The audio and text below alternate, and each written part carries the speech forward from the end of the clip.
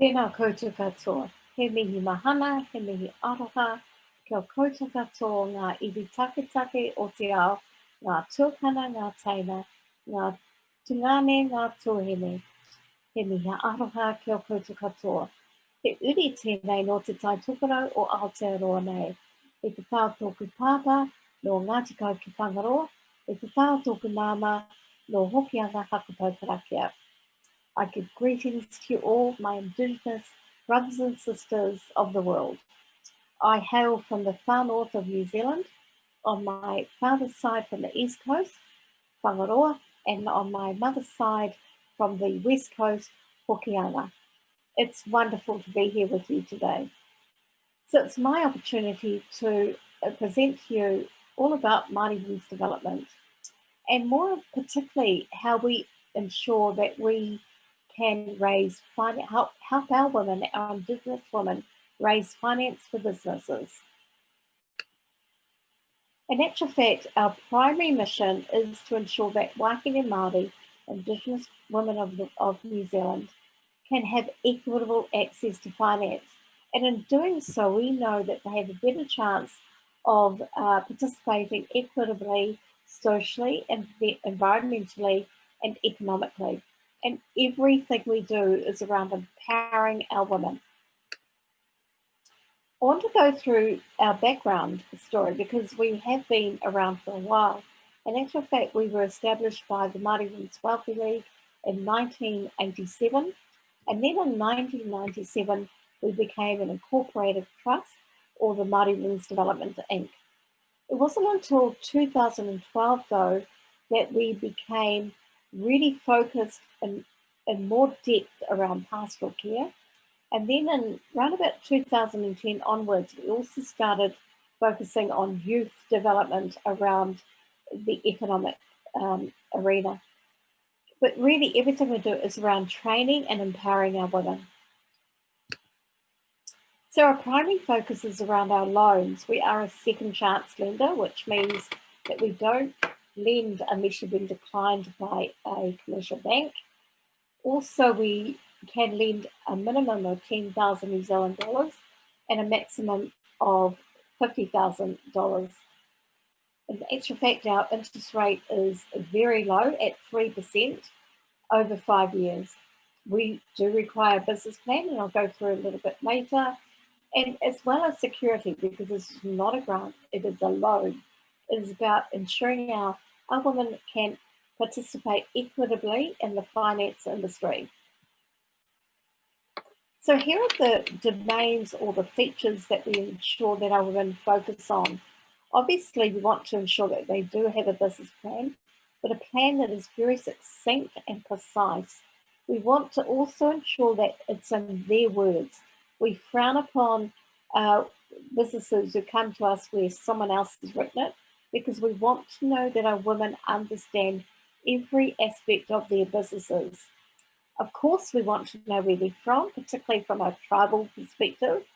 Not only tribal, but also where do they live currently. Of course, this type of data is really crucial.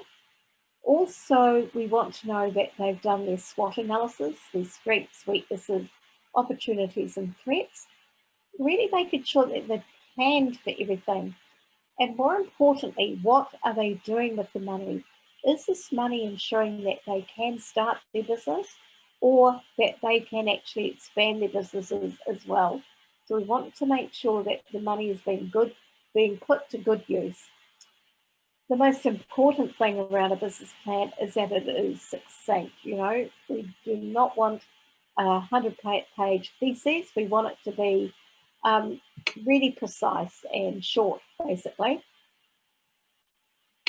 I now want to introduce you to one of our amazing businesses that is actually based in the far north of New Zealand as well, close to where I'm from.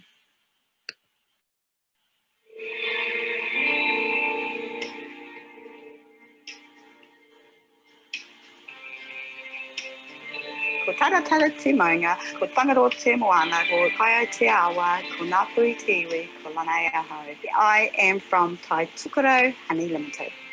We are primary honey producers. We run around approximately 4,500 hives at the moment. We have just recently branched into doing our own extraction and packing and exporting our product overseas. Success for us would be that we are able to stay in this region and offer employment to our whānau and build on the community, and working with the whenua and the people. It's just amazing.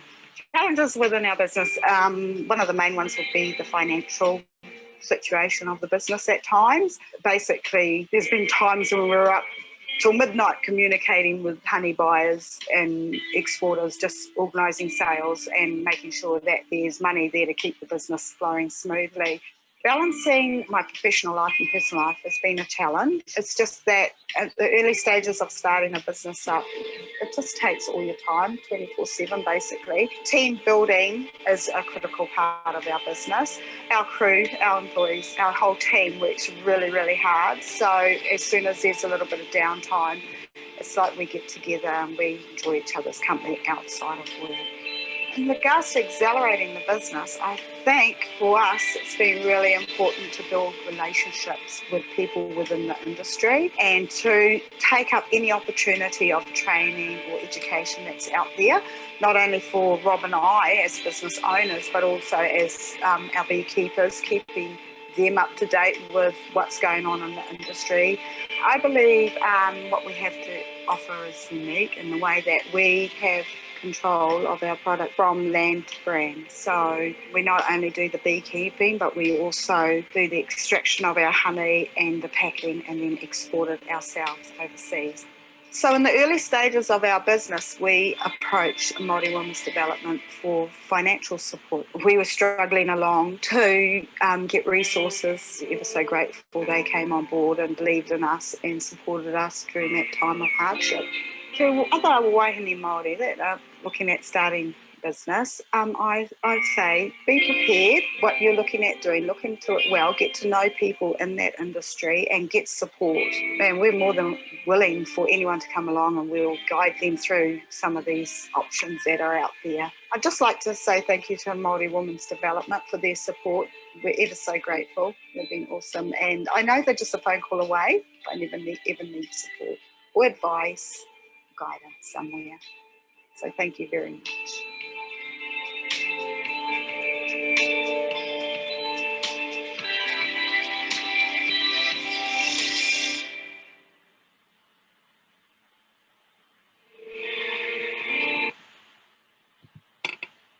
I mentioned before about pastoral care. In fact, it's very, very critical for us to ensure that we have good pastoral care because this is about the success of our businesses. And so it starts with our inquiries. You know, inquiries are also about assessing where our businesses are at, whether they're starting their business, what types of assistance they need, whether or not they need good financial management, you know, whatever it might be, we really do hone in and assess our business as well alongside them. Or whether or not they are expanding their businesses. You know, our businesses are at varying stages of their lives, and basically they are at various stages of the pipeline of support that we provide. So once they've been assessed, we then identify which part of the pipeline they then go to. And if they end up at the Purple Circle with any boss, that is actually a 3-day business training program. And of course, they will at least finish a business plan.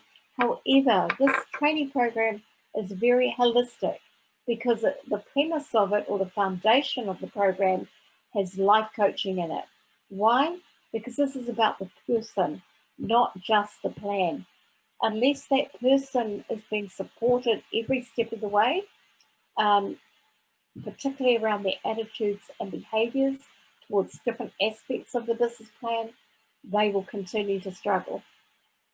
Then they may be referred to our tiaka or our business life coach, mentor and specialist advisor support, which I'll go into more next. Or they may go through to our He Papa Pūtea program, which is really around managing finances, not just for the business, but also personally as well. Once again, it's around what we've learnt in relation to our money stories, how in fact we do manage our responsibilities around paying debt, around meeting our tax obligations.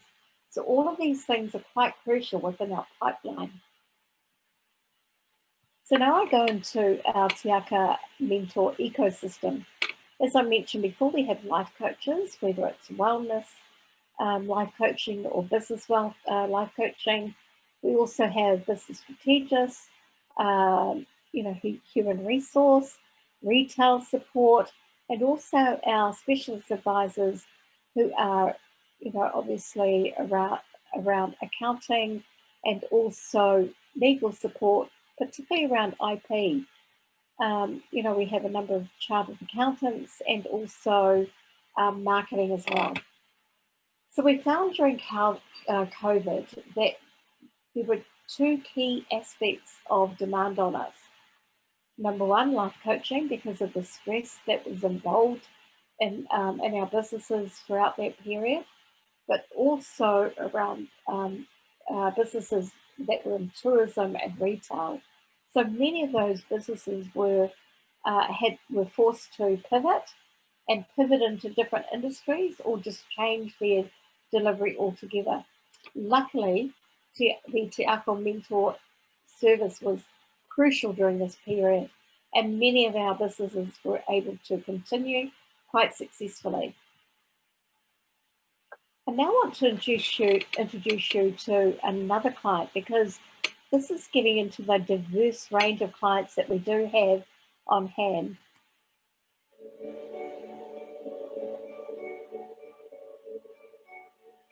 Kia ora, ko Tracy O'Sullivan tōku ingoa, ko Te Arawa Te Iwi, ko Te Arawa Te Waka, ko Ngāti Whakaue Te Hapu. So our business, Neverluso Medical, currently is a health tech company, and we serve 7,000 children across New Zealand doing digital health services in schools, kohanga reo and early childhood. So essentially we've put digital health equipment into schools and early childhood and kohanga reo. The child turns up to a time allocated sort of clinic time. They get seen and it's put through on the app. We get a weight, we get a temperature. If it's a skin condition, we take a photo. If it's a sore throat, we take a throat swab. So essentially all that information is bundled up, sent to the cloud, and then the telehealth team, which is in the office, they look at the cases and they design a treatment management plan for that child. They send that to the doctor, they look at the cases, they approve them, and when they're approved, the prescription is sent to the pharmacy for the family to pick up. It's about trying to make things really seamless. It's quite liberating running your own company and being sort of in charge of your own destiny. I'm a Māori woman. I'm a mother of 7. I trained as a nurse. I live in Northland, and I'm a director of a health tech company that's doing something that nobody else is doing, and we have aspirations to go global. So that would be unique. It is a challenge to balance the personal and professional, and as a couple that comes with extra challenges as well. Our son's been diagnosed with a condition that requires quite a lot of attention, so I've had to reduce my presence to be available for him. But we do pretty well, and I don't think the kids have suffered too much for it. So we've learned that you have to take risks to accelerate your business, and we've also realised that as you grow bigger, that you need more skill sets. It's a real challenge getting the right balance of people in your business to help you to accelerate. MWDI gave us a loan, which was really amazing because it was at a point when we really needed it, and it was at that point where we were wanting to accelerate, and so that was extremely valuable, and they made that whole process really easy. Amazing. What I'd like to say to wahine Māori who would like to start up a business would be, go for it for a start. Get out there and network with lots of people, talk to people who have done it before, get advice, build a really good team around you of people who can be those advisory people. Anyone that you know, but definitely build a team of people around you to help when you start, yeah. Kia ora to Māori Women's Development Incorporated for giving us the loan that they gave us, which really made a massive impact on our ability to move forward as a company. It was just, the whole process was awesome, and so yeah, big kia ora to them.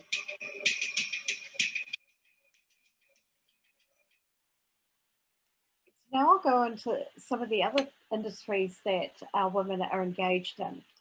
You'll see on the left that the majority of those businesses are now more male-dominated businesses. So we're very excited about the quite diverse range of businesses that are now coming our way. You know, things like construction, engineering, agribusiness. We have quite a few health and fitness businesses owned by women as well. But the more, I suppose, common types of businesses on the right are around hospitality, beauty, consulting and retail and administration. Of course, I did mention before that tourism retail were particularly hit during COVID, but through our assistance, we're able to help them to change their direction, to pivot, or to become much more of a local tourism and retail outlet.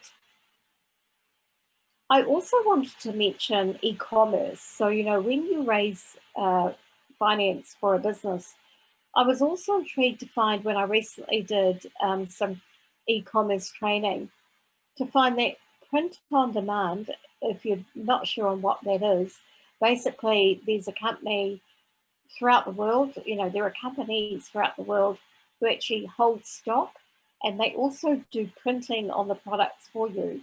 They then ship it directly to their clients, and all you do is provide the image or the design to place onto those products. And so that's called print on demand. And I would have to say that that is the most low startup cost business that I've ever come across. You know, you don't require to hold, you're not required to hold stock. There are integrated fees so that the fees come out before it's passed on, the balance is passed on to you. All you do is engage and market your clients. And from a low cost or raising finance to start a business, I would highly recommend e-commerce, particularly print on demand. And in particular, for our Indigenous group here in New Zealand, we worked closely with Gelato, who are a global print on demand service, and they were absolutely amazing. They developed a training program for us. They also have looked after us, both pre, during, and post our training. And they are very, really wanting to work alongside Indigenous people. So I highly recommend print on demand and Gelato. The other thing I want to express is that we would not get anywhere without our collaboration, whether it's with government, and in our case, we work with Te Pere, which is the Ministry of Māori Development. We work alongside local government organisations, universities, research centres, and other like-minded organisations like ourselves. And, you know, without that, we would not get anywhere, basically. Another thing I wanted to mention is that the future is in our digital domain. And really, food for thought for me is recommending that we all look at open banking. Here in New Zealand, we have fintech companies starting to delve into open banking, or what they now call digital currencies. You know, and so I really highly recommend that, because they are able to use the technology to really escalate the ability for Indigenous people to now really create our own financial institutions or our own financial services. So that's something to look out for. If you don't have one in your country, I'm happy to pass you on to my contacts. If you just contact me directly, I'm happy to open you up to my contacts here in New Zealand, and they can talk to you about maybe similar organisations in your part of the world. Now I get to the best part of what we do, which is about working with our youth. You know, we really are about ensuring that we future prospect our youth in the world of commerce or business. And we actually run a number of training programs, one around entrepreneurship, another around ensuring that they understand how, solving problems is what really business is all about. But for them, they solve the problems on behalf of corporates, but really we expose them to business. We expose them to larger scale of the corporate business, and as well as learning how to start their own businesses. It's a lot of fun, and we thoroughly enjoy working alongside our youth. We will also be launching a business training program in our own language, actually next February, and we'll be doing that in Parliament. So it's about being creative alongside our youth and really, once again, identifying gaps that they require, that exist for them in the world of business. So I'd just like to end there. You've now seen that we can assist our women to raise finances for their businesses, but for us within Māori Women's Development, it is not just about the finance. It is more importantly about how we ensure that they are successful, how we prop them up, how we empower them, and how we close the gaps for them. And really, that to me is a core aspect of what we do. Nō reira, he mihi nui kia koutou, he mihi aroha anō. Goodbye, and see you again soon.